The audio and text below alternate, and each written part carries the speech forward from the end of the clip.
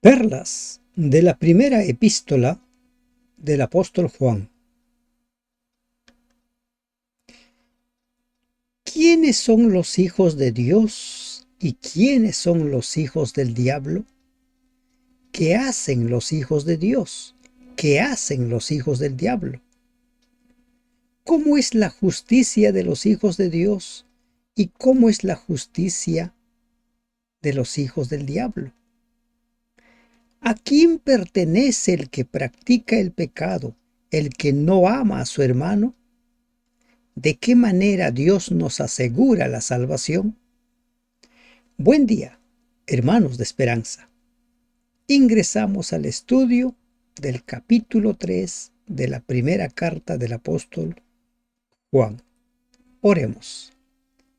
Bendito Dios que estás en los cielos, nos dirigimos a ti para agradecerte. Agradecerte por la vida que nos das, agradecerte por el pan material y espiritual que nos das. Y también queremos pedirte, Señor, que tú nos enseñes tu palabra, nos enseñes todo lo que encierra el capítulo 3 de la primera carta del apóstol Juan. Bendito Dios, abre nuestro entendimiento. En el nombre de Jesús te lo pedimos. Amén. Una vez más, buen día, estimados hermanos y hermanas de esperanza.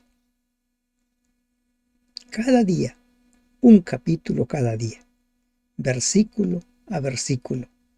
¿Qué perlas está usted atesorando de esta primera carta del apóstol Juan?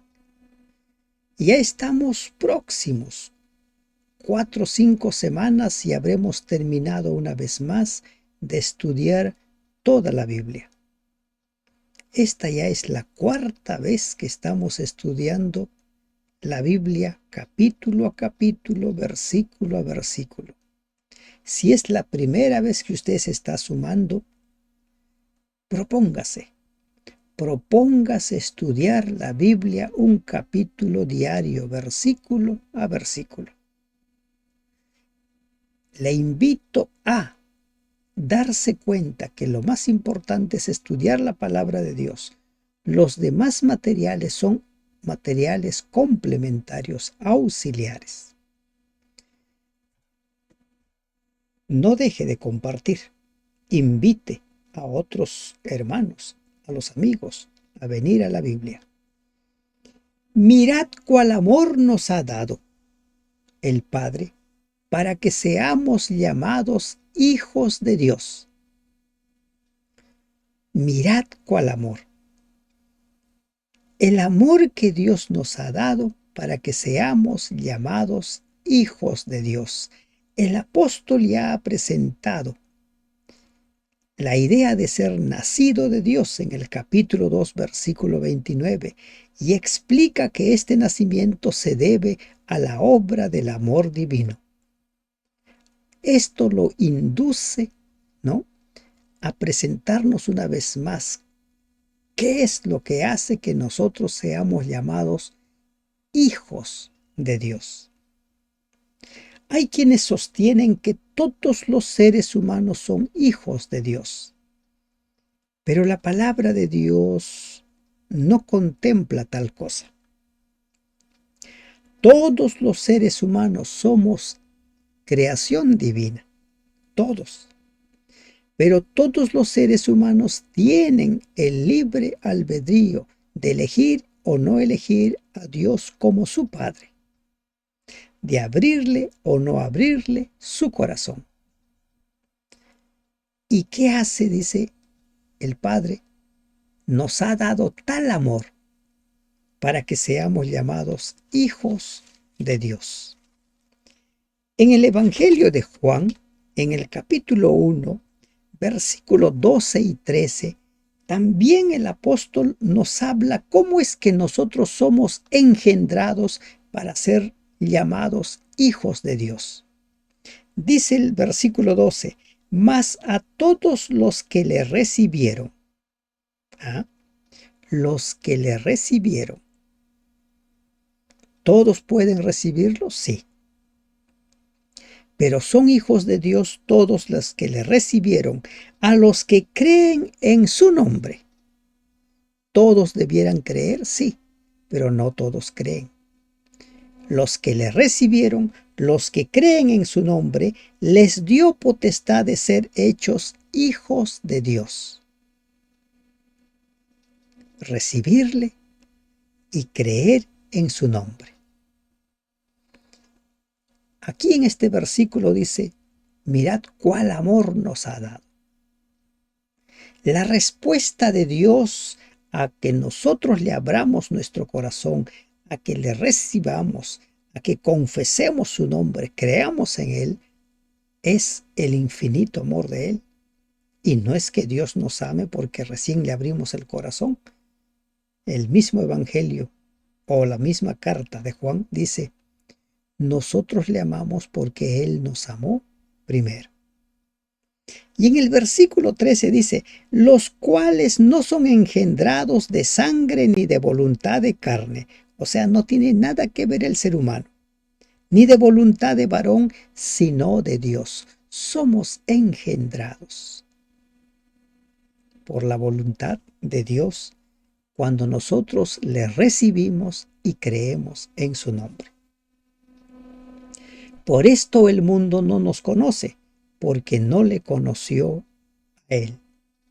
Y aquí se hace una clara división entre los hijos de Dios y el mundo, a los que más adelante el apóstol los llama los hijos del diablo. Hay una clara separación entre los hijos de Dios y los hijos del mundo.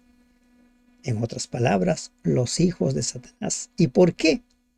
Dice, porque no le conoció a Él. El mundo no conoce a Dios, escucha de Dios, oye de Dios, y cada uno tiene una idea particular de Dios. Por eso es que algunos dicen, todos somos hijos de Dios. Esa es la idea, ese es el anhelo de Dios, que ninguno se pierda, pero solo los que le reciben y creen en su nombre son los hijos de Dios. Solo aquellos. Y como hemos visto en el versículo 29 del capítulo 2, ya sabéis, dice, que el justo, si sabéis que Él es justo, sabed también que todo el que hace justicia es nacido de Él. Y nacemos por voluntad de Dios. Amados, ahora somos hijos de Dios, porque Él nos ama, porque le recibimos, porque creemos en su nombre, y como dice el versículo 29, porque nosotros también somos justos como Él es justo. Y aún no se ha manifestado lo que hemos de ser. Aún no se ha manifestado. Nosotros podemos imaginar cómo vamos a ser. Apocalipsis dice que hay un nombre nuevo reservado para nosotros. Primera de Corintios dice que en un abrir y cerrar de ojos seremos transformados, lo mortal en inmortal, lo corruptible en incorruptible. Miren lo que viene. Miren lo que viene. Aún no se ha manifestado lo que hemos de ser, pero sabemos que cuando Él se manifieste, cuando Él venga por segunda vez, seremos semejantes a Él. Se refiere al cumplimiento del plan de Dios para el hombre caído, la restauración de la imagen divina. El hombre fue creado a la imagen de Dios, Génesis 1:26, pero el pecado destruyó esa semejanza. El propósito de Dios es restaurar esa imagen, dándole al hombre la victoria sobre el pecado y sobre toda tentación. La restauración se perfeccionará cuando Cristo venga por segunda vez. lo mortal en inmortal, lo corruptible en incorruptible. Primera de Corintios 15, 51 al 53. Y también puede leer Filipenses 3, 20, 21. Seremos semejantes a Él porque le veremos tal como Él es. Le vamos a ver. Y Apocalipsis 22 nos habla también de esa esperanza, de que vamos a ver, dice el versículo 4, y verán su rostro, y su nombre estará en sus frentes. ¿Se imagina usted cómo será ese día? Nos preparamos para estar allí y seremos semejantes a Él, porque le veremos tal como Él es.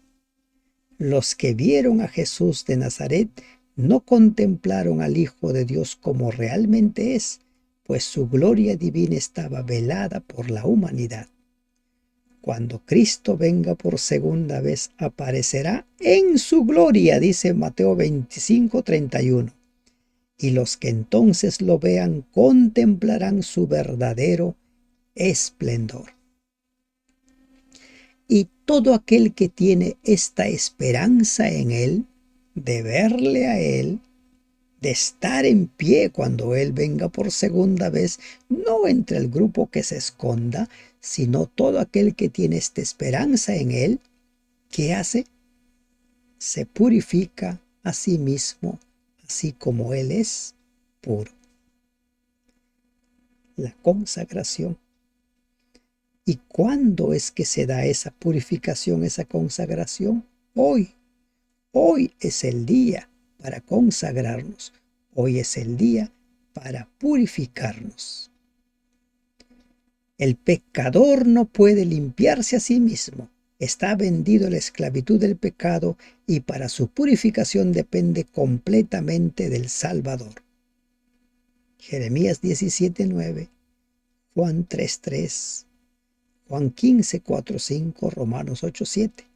Pero hay una obra que el pecador debe hacer a favor de sí mismo con la ayuda divina. Filipenses 2:12-13. Esta obra exige velar y orar con diligencia. Esta obra exige abrirle tu corazón, dejar que el Espíritu Santo obre en ti. Esta obra exige ser hacedor de la palabra de Dios.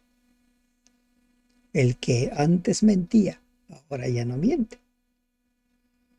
El que antes era codicioso, ahora ya no es codicioso. Todo aquel que comete pecado infringe también la ley, pues el pecado es infracción de la ley. Aquí el apóstol presenta el caso opuesto con suficiente explicación para ampliar su declaración previa y confirmarla. Todos los que tienen la esperanza se purifican a sí mismos. Todos los que cometen pecado también cometen impiedad. Nuestra preparación para el encuentro con Cristo es la purificación, lavarnos en la sangre de Cristo. Pero lo opuesto es cometer pecado, no purificarnos. ¿Y qué es el pecado? El pecado, si tuviéramos que hablar así, en términos propios, pecar es errar al blanco. Errar, equivocarse, pecar es la palabra que se usa en la Biblia para el acto de alejarse de la ley de Dios, de violar la ley moral. Así de sencillo. Entonces, ¿qué es pecado? ¿Cómo define este versículo el pecado? El pecado es infracción de la ley. Hacer anomia. ¿Qué es anomia? Caos. No cumplir. La no conformidad con la ley de Dios, la ilegalidad. El apóstol relaciona anomia con amartia para destacar la estrecha e inevitable relación entre el pecado e ilegalidad. ¿Qué es pecado? Infracción de la ley. ¿Qué es infracción? Romper la ley, faltar a la ley, quebrar la ley. Si no hay ley, no hay pecado. Imagínense, si la ley no dijera no mentir, la mentira no sería pecado. Y Santiago 4:17 amplía. Dice, todo aquel que sabe lo que es bueno y no lo hace le es pecado. Entonces, pecado es la infracción de la ley. Pecado es alejarnos de Dios. La ley de Dios es un trasunto del carácter divino. Jesús vino para revelar a los hombres el carácter de su Padre. Por lo tanto, Él es la ley ampliada y demostrada. Si los hombres quieren ajustar su vida en armonía con la ley de Dios, deben contemplar a Jesús e imitar su vida. Hay quienes sostienen que la ley ya no existe. La ley ya fue anulada, que la ley ya fue clavada. Si así fuera, ya no habría pecado. Si ya no hay ley, ¿qué define qué es pecado? La ley. A esa ley Santiago lo llama la ley de la libertad. Con esa definición de pecado vamos a estudiar los demás versículos. Y sabéis que Él apareció para quitar nuestros pecados, y no hay pecado en Él. Él vino para quitar nuestros pecados. Él tomó nuestro lugar para quitar nuestros pecados. Él murió en nuestro lugar para quitar nuestros pecados. Y no hay pecado en Él. Hebreos dice que Él fue tentado en todo, pero sin pecado. En Cristo no hay ni el principio del pecado ni el acto del pecado. Juan usa el verbo en presente para destacar que en la vida de Cristo nunca hubo ni habrá pecado, ni en la tierra ni en el cielo. Jesús fue tentado, pero la tentación de por sí mismo no contamina. La tentación no es pecado. Pecado es infringir la ley. El hombre es contaminado cuando cede a la tentación. Nuestro Salvador tenía conciencia de las tentaciones que lo acosaban por todos lados. Hebreos 4:15. ¿Para qué vino Jesús? Para quitar nuestros pecados. La paga del pecado es la muerte. Todo aquel que permanece en Él no peca. ¿Recuerdan el capítulo 2, versículo 1? Allí dice, hijitos míos, estas cosas os escribo para que no pequéis.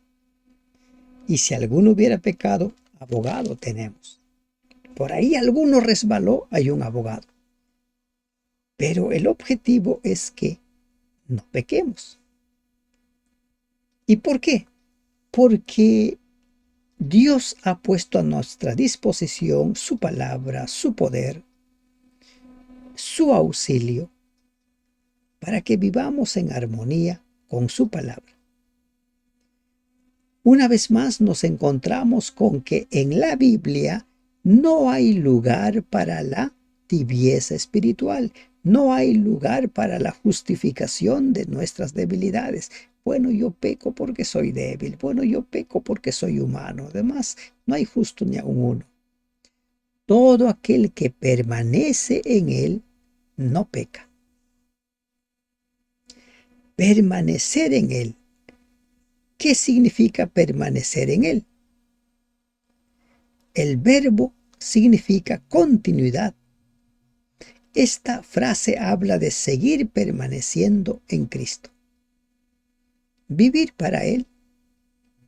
Tenerlo presente. Imagínese que usted tiene cerca a su madre o a su padre. ¿Qué cosas no haría? ¿Qué cosas no haría si usted tiene cerca a su madre o a su padre? Ahora, imagínese que Jesús está a su lado, ¿qué cosas no haría? Piense, de las cosas que usted suele hacer, ¿qué cosas no haría si Jesús está a su lado? Y es lo que está diciendo el apóstol. Todo aquel que permanece en él no peca. El Evangelio dice que los apóstoles se habían distanciado de Jesús y empezaron a discutir sobre quién es el mayor. Cuando Jesús se acercó a ellos, les preguntó, ¿y qué discutían? Se quedaron callados. En la presencia de Jesús no pecamos. Todo aquel que peca no le ha visto ni le ha conocido. Todo aquel que peca continuamente, todo aquel que permanece. Juan se refiere al que peca de manera habitual, al que continuamente practica el pecado. O sea, su forma de vida, su estilo de vida, es hacer el mal, es hacer daño. Como los delincuentes, los criminales, y no solo los delincuentes, los criminales. Hay, por ejemplo, los mitómanos, mentirosos, personas que se deleitan en mentir. Están buscando siempre que mentir. Todo aquel que peca no le ha visto ni le ha conocido. No lo conoce, no le ha visto. ¿Cómo conocemos a Dios? Recuerden el versículo 3, capítulo 2. ¿Qué dice? En esto sabemos nosotros si le conocemos, si guardamos sus mandamientos. Sabemos que le conocemos si guardamos sus mandamientos. Por lo tanto, todo aquel que peca no le ha conocido, ni le ha visto. Hijitos, nadie os engañe. El que hace justicia es justo como él es justo.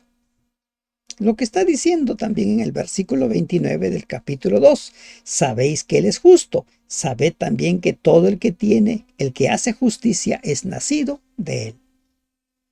El que hace justicia es justo como él es justo.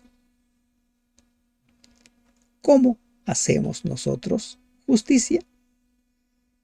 Siendo como el Maestro, siendo justos, sin abusar de nadie.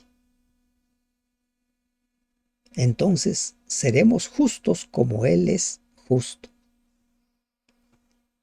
Ahora, recuerda, hay quienes sostienen lo que dice Romanos, no hay justo ni aun uno. ¿Y qué está diciendo este versículo? El que hace justicia es justo como Él es justo. Nadie se engaña. ¿Podemos ser justos? Sí. Si vivimos como Él. El que dice que le conoce debe andar como Él anduvo. Versículo 6, capítulo 2. ¿Se da cuenta que no hay lugar para la mediocridad espiritual? No hay lugar para justificar nuestros pecados. No te engañes. Puedes ser justo. Si eres de los que repetían, no hay justo ni aun uno, recuerda que es antes de conocer a Cristo. Y una cosa muy distinta es después de conocer a Cristo. El que practica el pecado es del diablo. Así de claro. El que practica el pecado es del diablo. Un idólatra. Un ladrón.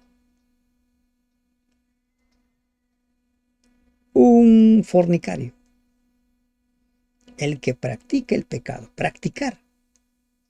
O sea, forma parte de tu vida. No es algo que lo hiciste una vez y después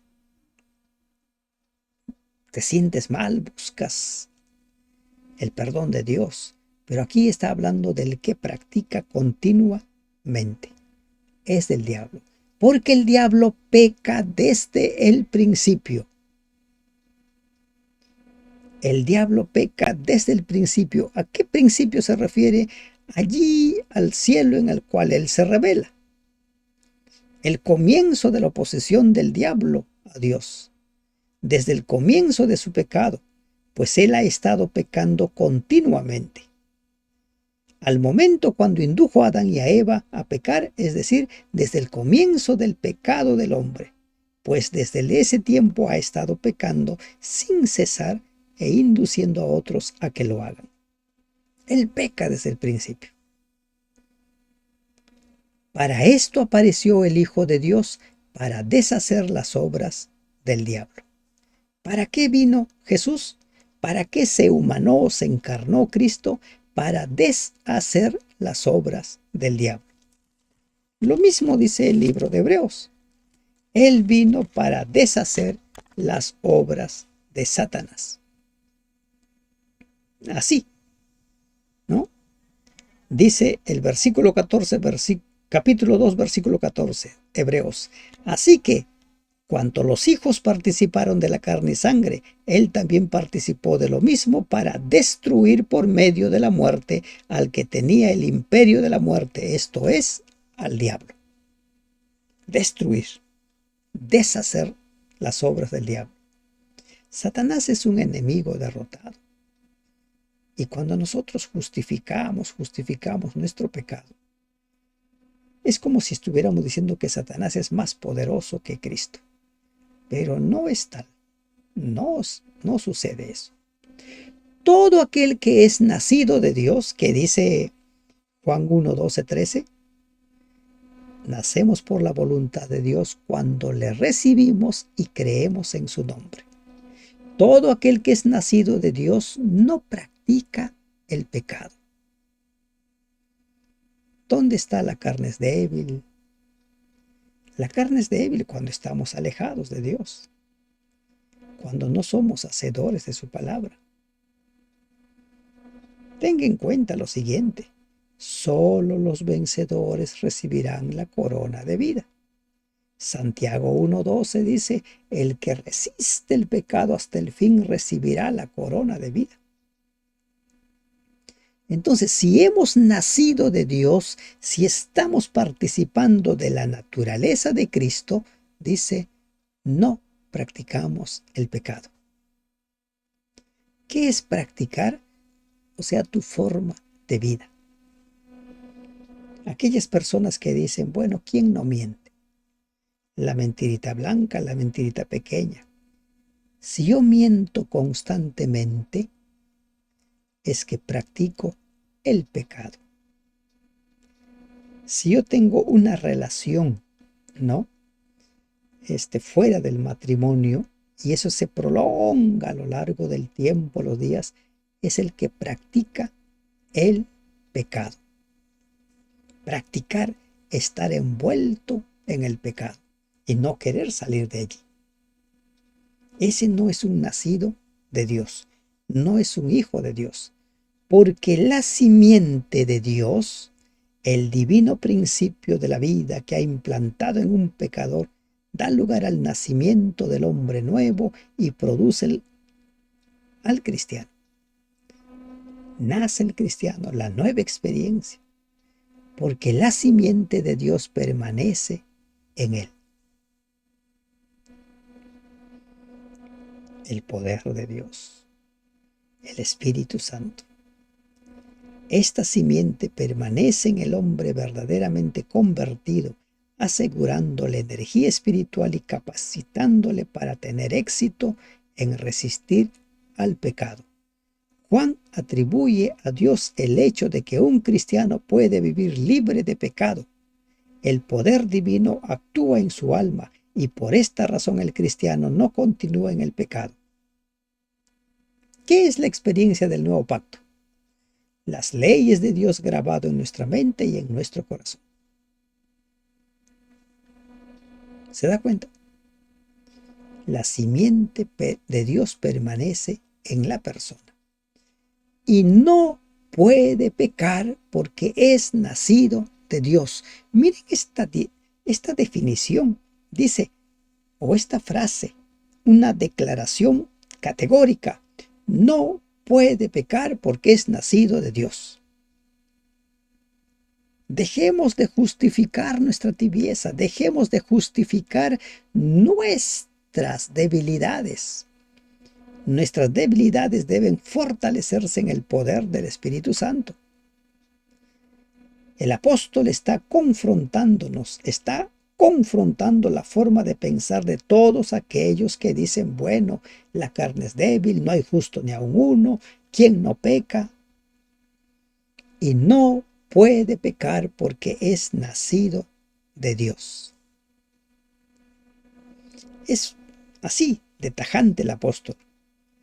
El pasaje quiere decir que el que es nacido de Dios y en quien ha morado el poder vivificante de Dios no puede continuar en su antigua y crónica, antigua vida. El antes y el después. ¿Qué dice Romanos? Antes de conocer a Cristo, nuestra vida estaba al servicio del pecado. Después de conocer a Cristo, nuestra vida está al servicio de la justicia, al servicio de Cristo. Y además, el que no ama a su hermano también es un hijo del diablo. El que practica el pecado es hijo del diablo. El que no ama a su hermano es hijo del diablo. Ahora el apóstol vuelve a confrontar nuestras ideas, nuestros argumentos. En esto se manifiestan los hijos de Dios y los hijos del diablo. Diferencia entre los hijos de Dios y los hijos del diablo. Todo aquel que no hace justicia y no ama a su hermano no es de Dios, por lo tanto es hijo del diablo. El que no hace justicia y no ama a su hermano no es de Dios.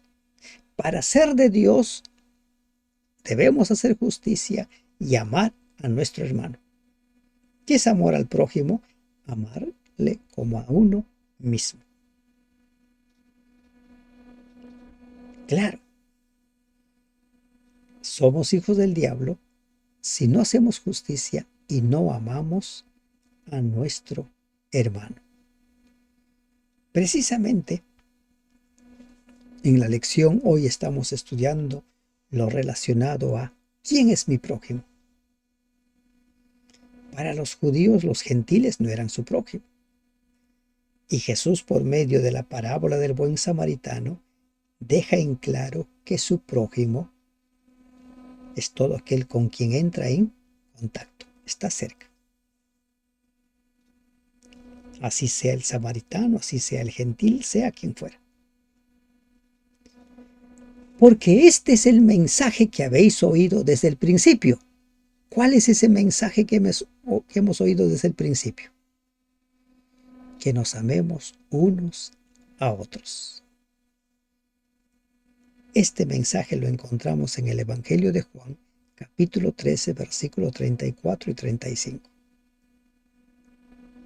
¿Cuál es el mensaje que hemos oído desde el principio? Que nos amemos unos a otros. ¿Cómo te llevas con tus compañeros de trabajo?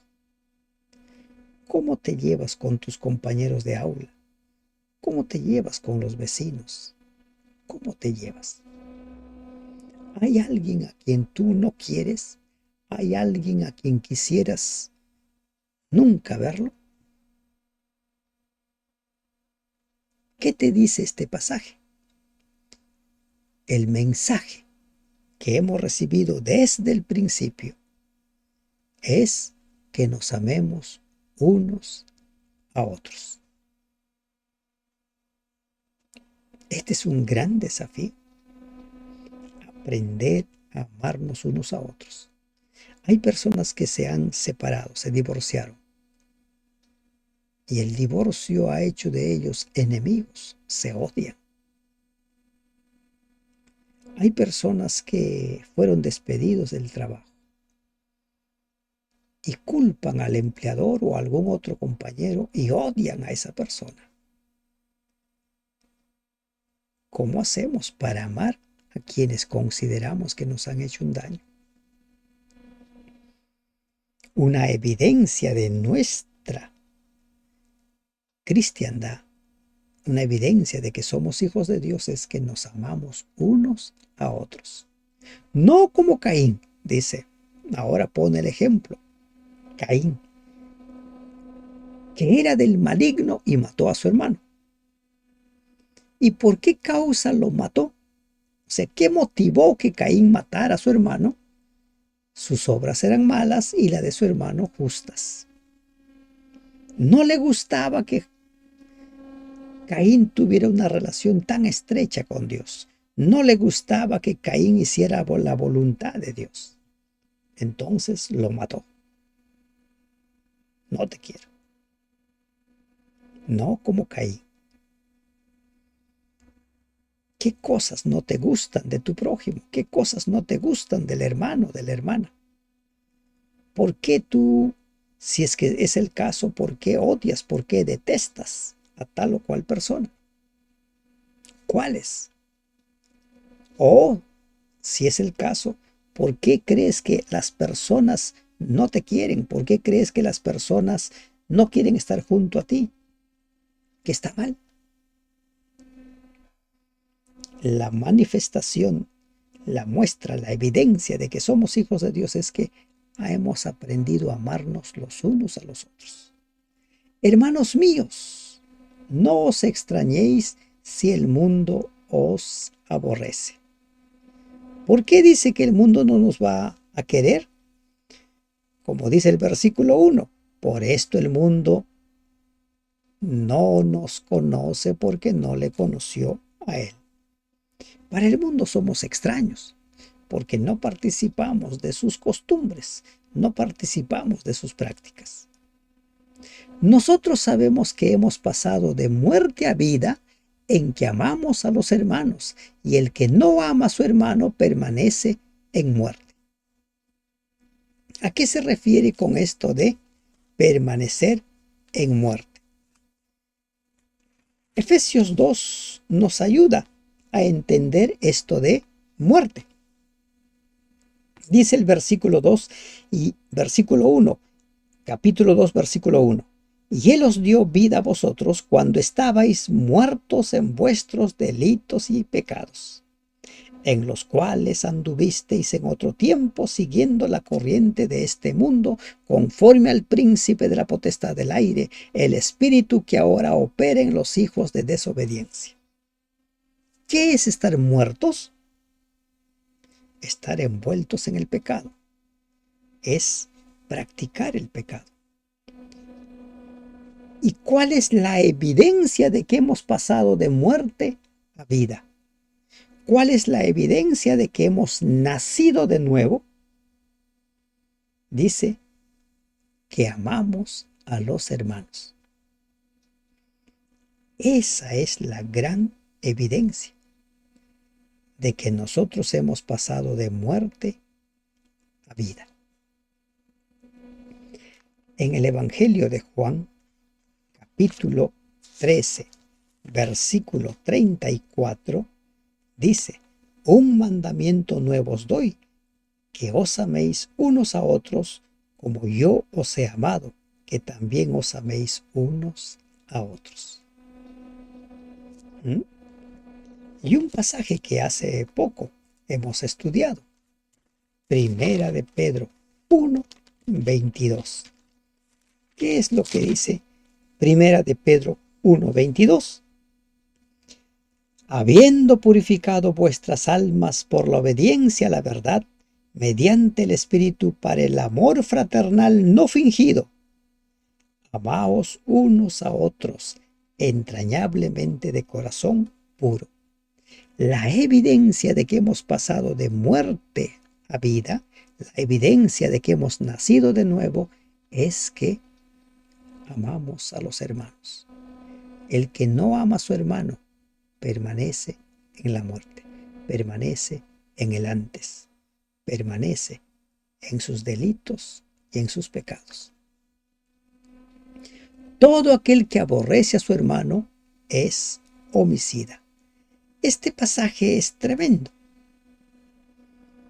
Así como Jesús en el Sermón del Monte dice, mira, se dice que adulterio es todavía consumar el acto. Y Jesús dice, si tú ves a la mujer de tu prójimo y la codicias, ya has adulterado, ¿no? ¿Y qué está diciendo ahora el apóstol Juan, inspirado por el Espíritu Santo? Recordemos que los libros fueron escritos por hombres, pero inspirados por el Espíritu Santo. Todo aquel que aborrece a su hermano es homicida. Y sabéis que ningún homicida tiene vida eterna permanente en él. Aquí el Señor está haciendo claro. Si tú aborreces, si tú odias a tu hermano, eres culpable de homicidio, y los homicidas no van a entrar en el reino de los cielos. La palabra de Dios deja en claro que cómo tratas a tu hermano, cómo lo consideras, qué sentimientos albergas por esa persona, si son sentimientos de odio, de rencor, de no quererlo, estás en un grave pecado. Estás acusado de homicidio. En esto hemos conocido el amor. Una vez más, la parte práctica, en que Él puso su vida por nosotros. ¿De qué manera Dios demuestra su amor? En que puso su vida, tomó nuestro lugar, vivió como nosotros y murió en nuestro lugar. Esa es la mayor expresión de amor. También nosotros debemos poner nuestras vidas por los hermanos. Nosotros también debiéramos estar dispuestos a sacrificarnos por los hermanos, en favor de los hermanos. Juan anima a sus lectores a fomentar el amor que llevará, si fuere necesario, hasta el sacrificio supremo. Juan 13, 37 y 15, 13. Él murió por nosotros. Cristo había ido aún mucho más lejos, pues aquellos por los cuales Él murió no eran entonces hermanos, sino enemigos. ¿Recuerdan ustedes a la turba? Crucifícale, crucifícale. Jesús demostró su amor por nosotros muriendo en nuestro lugar. Y se nos invita a nosotros a estar dispuestos a sacrificios extremos por nuestros semejantes, con tal de que esas personas siempre se acerquen más a Dios. ¿Qué significa esto de poner la vida por ellos? ¿Cómo podemos entender nosotros esa última parte? No. Recuerden que no a todos se nos pide el mismo sacrificio. Pero Él nos dio la muestra. ¿Qué cosas tienes que hacer tú para que tu prójimo se acerque al Señor, conozca al Señor? ¿Qué sacrificios necesitas hacer? Pero el que tiene bienes de este mundo y ve a su hermano tener necesidad y cierra contra él su corazón, ¿cómo mora el amor de Dios en él? El egoísmo. Tengo, pero lo guardo para mí. Recuerden, tu fe tiene que ser una fe viva, y la fe viva se manifiesta por las obras. Y Santiago dice, si ves a una persona con hambre y le dices, ve en paz, que Dios te bendiga, voy a orar por ti, pero no le das un pan para que coma, ¿de qué sirve? Así dice Santiago, ¿de qué sirve? Si ves a una persona que está con frío, en plena intemperie, y le dices, ve en paz, y no le das algo con que cubrirse, ¿de qué sirve? Y ahora Juan dice, si tú tienes bienes, has sido bendecido, tienes dinero, tienes medios, pero cierras tu corazón y no quieres ayudar a nadie, ni a la viuda, ni al huérfano, al necesitado. No quieres ayudar. ¿Cómo mora el amor de Dios en ti? El amor es práctico. Hijitos míos, no amemos de palabra ni de lengua, sino de hecho y en verdad. El Evangelio es un Evangelio práctico, es un Evangelio vivo. Nuestros dichos tienen que ir corroborados por nuestros hechos. No debiéramos temer de hacer sacrificios en nuestra vida, si es que de ayudar se trata. No amemos de palabra ni de lengua, sino de hecho y en verdad. Tenemos que ser hacedores de la palabra de Dios. Hay quienes practican la bondad sin sentir verdadero amor por aquellos a quienes ayudan. Quizás solo los mueva un sentimiento de deber o un deseo de ganar las alabanzas de los hombres. Por eso Juan destaca la necesidad de un amor genuino. Y nuestros actos de amor deben ser inspirados por un afecto genuino hacia otros, especialmente para con quienes no pueden cubrir sus necesidades. Por eso dice, sino de hecho y en verdad. Recuerda que Dios lee las intenciones y motivaciones del corazón. Dios asegura la salvación a sus hijos. Y en esto conocemos que somos de la verdad, que somos de Cristo, que somos de Dios. Y aseguraremos nuestros corazones delante de Él. ¿Qué quiere decir el apóstol? Asegurar nuestro corazón delante de Él. Ratificar nuestra fidelidad a Él. Ratificar nuestra entrega, nuestra dependencia de Él. La convicción de que somos nacidos de Dios da una confianza que hace que repose el corazón y nos capacita para ir a Dios a pesar de nuestra pecaminosidad. Pues si nuestro corazón nos reprende, mayor que nuestro corazón es Dios y Él sabe todas las cosas. ¿Cómo nos reprende el corazón? La conciencia. La conciencia nos dice que está bien, que está mal. Y el apóstol dice, si el corazón, la conciencia hace esto, entonces hay alguien más grande y superior que el corazón, Dios. Él sabe todas las cosas. Él sabe de tus más íntimas motivaciones. Él lee tus pensamientos. Él lo sabe. Él lo lee. Por lo tanto, si ya nuestro corazón hace que nosotros nos demos cuenta de qué camino estamos siguiendo, cuánto más la palabra de Dios. Amados, si nuestro corazón no nos reprende, confianza tenemos en Dios. Es que estamos viviendo en armonía con la voluntad de Dios.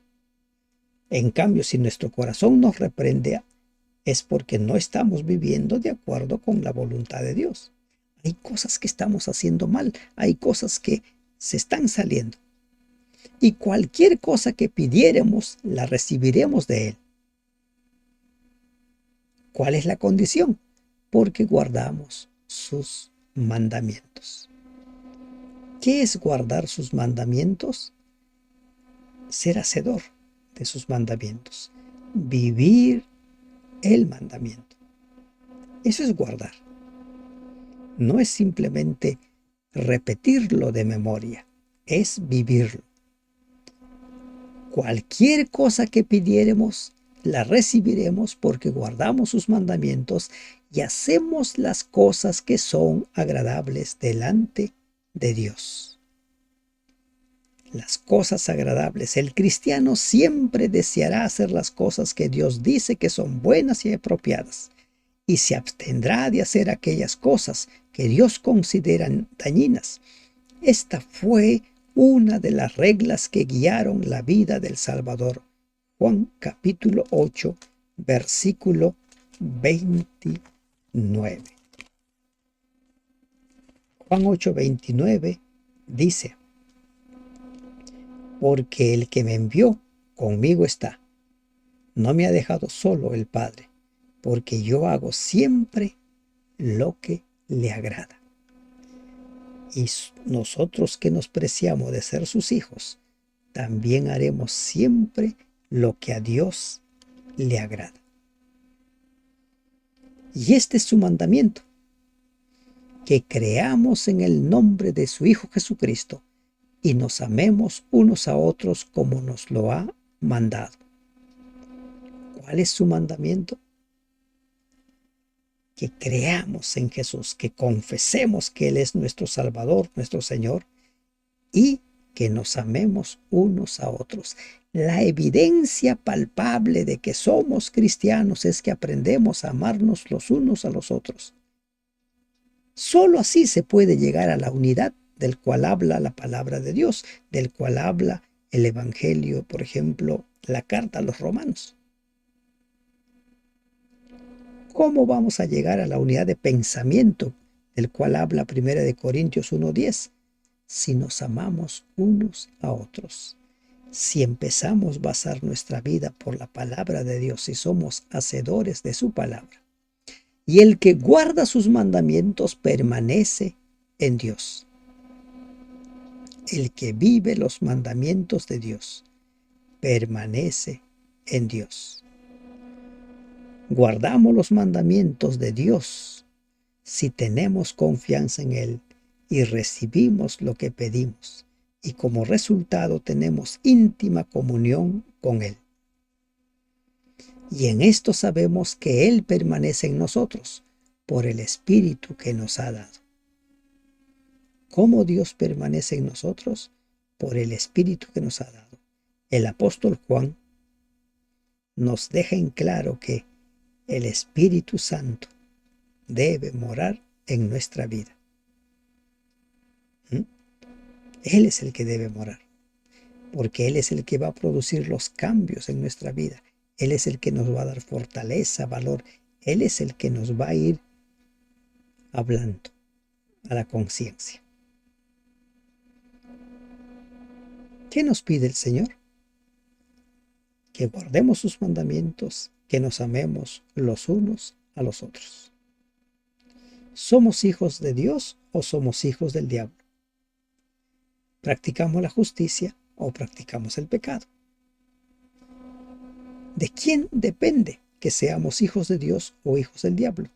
Depende de nosotros. Si confesamos que Jesucristo es nuestro Salvador, es que habremos nosotros decidido entregarle nuestra vida. Seamos hacedores de su palabra, seamos conocidos por Él, seamos hijos de Dios. Que Dios te bendiga. Amén.